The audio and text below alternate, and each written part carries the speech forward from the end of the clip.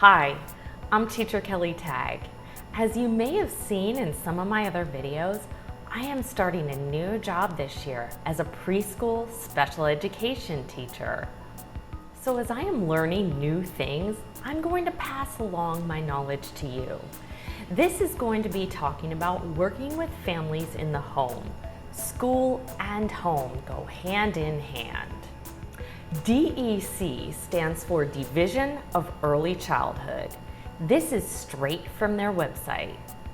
The Division for Early Childhood is the largest international professional organization dedicated to supporting families and the young children who have or are at risk for developing delays and disabilities.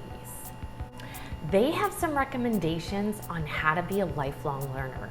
As teachers, we should always be striving to continue to learn new things. The first practice is leadership. You have to take charge to be a leader in your practices with families, schools, and students. The second practice is assessments. You will work with the families to assess the child. Third is environment.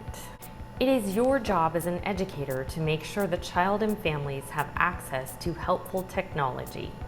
You help to create an environment that supports and guides the families, children, and staff. Next is instruction.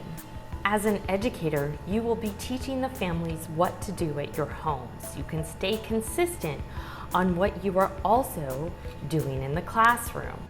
Next is families. You will identify resources to help the family. This can be anything from clothing, childcare solutions, etc. Next is interaction. Model and promote positive interactions between the child, their parents, and their peers. Next is teaming and collaboration. You need to team up and collaborate with the families and other professionals, such as hearing specialists, speech pathologist, or the general ed teacher. Lastly is transition. This could be the child going to a new school or something like that. For example, you help with the transition by setting up a tour of the new school. DEC has some recommended practices that include diversity. The first one is environment.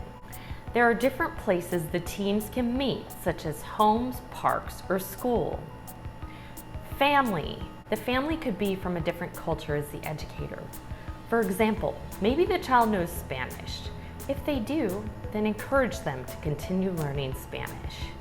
Next is interaction. Not only is this referring to the differences in the backgrounds of children's families and educators, but it is also referring to the different places that interactions can happen. Sometimes they happen in the living room, bedroom, centers at school, kitchen, dolls, light glass for film, library, parks, and tables. Lastly is teaming and collaboration.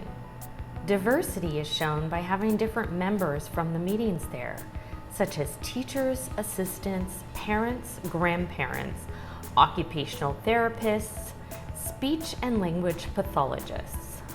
So what are some things you can do? You can continue learning in a variety of ways. You can continue to gain support from families, educators, and schools. Disseminating learning. You can pass along the DEC recommended practices to parents in a variety of ways and other educators through PLC meetings. Let me know if there are any practices that I missed.